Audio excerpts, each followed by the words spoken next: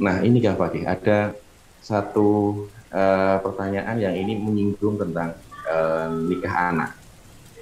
Tapi mencoba dibawa bahwa nikah anak itu dilakukan karena eh, untuk apa ya, agar si anak ini tidak menambah maksiat dan segera kemudian melakukan ibadah yang terpanjang yang katanya menikah.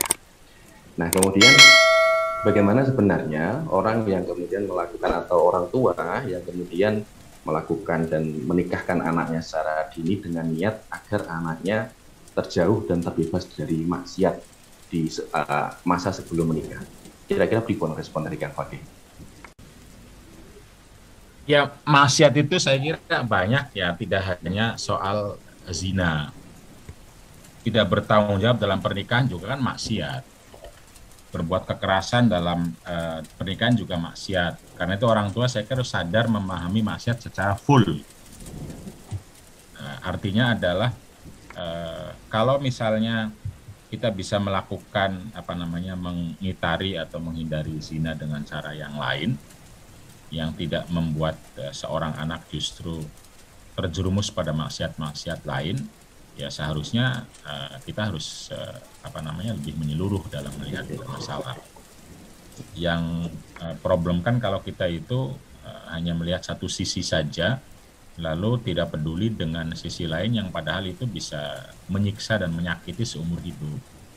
Seumur hidup artinya ya anak itu menjadi belajar apa ya melihat pernikahan sebagai sebuah kekangan pernikahan. Itu orang bisa benci pernikahan diantaranya karena itu tuh. Nah, dipaksa sama orang tuanya, lalu dia tidak menemukan apa-apa. Di kemudian hari ketika dia punya kemerdekaan, ya dia akan berontak dan tidak menghormati pernikahan dan tidak menghormati orang tua. Nah, itu juga penting untuk disadari kita bersama ya.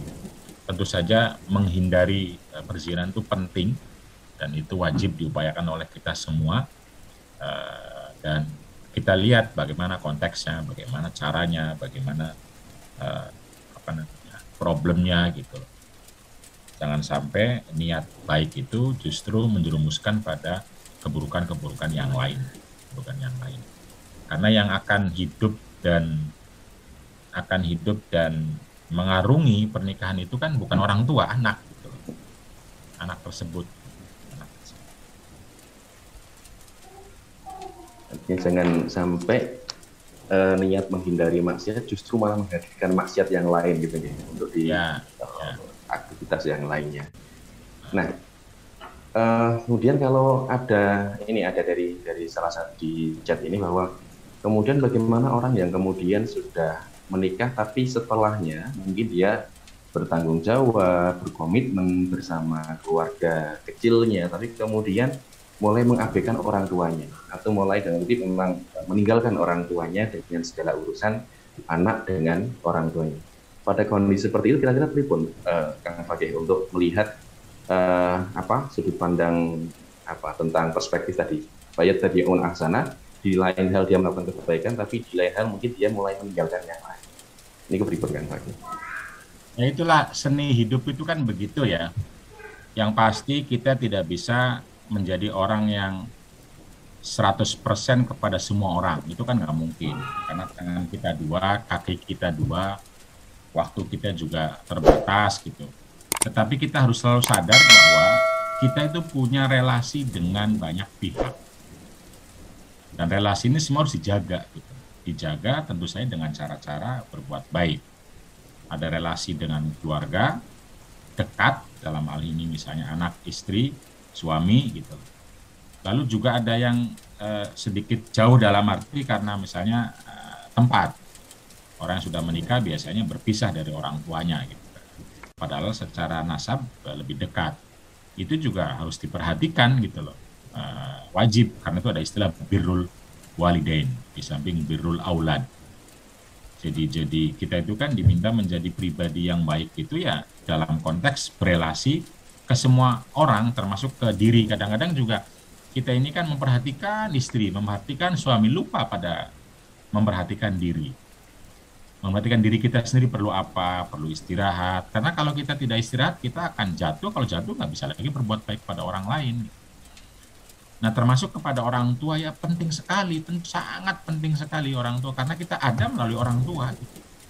Dan maka diingatkan terus kan al jannatu tahta aqdamil ummahat gitu kan. Umuka summa abu itu kan tujuannya adalah mengingatkan kita bahwa kita ada itu karena banyak orang diantaranya orang tua. Kadang-kadang kita itu kan sombong ya dalam arti begitu dapat uang seakan-akan dari saya saja uang itu. Padahal ada banyak orang yang buat kita punya uang itu. Gitu.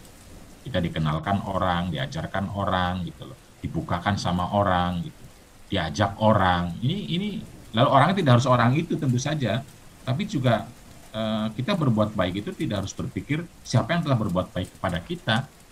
Ya pokoknya jadilah diri yang baik itu kepada siapapun. Liman ta'rif waliman la ta'rif gitu kalau kata Nabi, yang kamu kenal maupun yang tidak kamu kenal, karena itu menjadi prinsip. Nah, ketika menjadi prinsip, menjadi jati diri, menjadi karakter, maka sesungguhnya hidup ini akan lebih mudah. Nah, kenapa kita perlu beriman itu? Ya, diantaranya sesungguhnya hidup kita itu pertanggungjawabannya adalah kepada Allah Subhanahu wa Ta'ala. Karena pertanggungjawabannya kepada Allah, maka setiap saat kita dituntut untuk berbuat baik kepada diri dan orang lain. Nggak peduli orang lain mau apa, itu urusan orang lain gitu. Urusan orang lain mungkin membuli saya, ngomongin saya, bukan urusan saya. Urusan saya adalah saya berbuat baik atau tidak atas nama Allah atau di depan Allah itu. Orang lainnya itu urusan orang lain gitu. Nah, ketika kita sudah menjadi karakter atau karakter diri kita, maka itu akan lebih mudah gitu. Nah, dalam hal memang ini tantangan di mana-mana, sesungguhnya juga tidak hanya soal antara keluarga sendiri dan orang tua. Kadang antar anak juga itu juga sama tidak mudah. Orang yang saya punya anak 4 itu juga tidak mudah. Dengan siapa tidur kalau berebut gitu. Dengan siapa pergi kalau berebut. Makan, minum dan lain-lain itu tantangan setiap saat itu. Dan termasuk tentu kepada orang tua. Tapi yakinlah Anda harus merasa bahwa semua harus menjadi orang yang dibaiki. Kita harus berbuat baik gitu.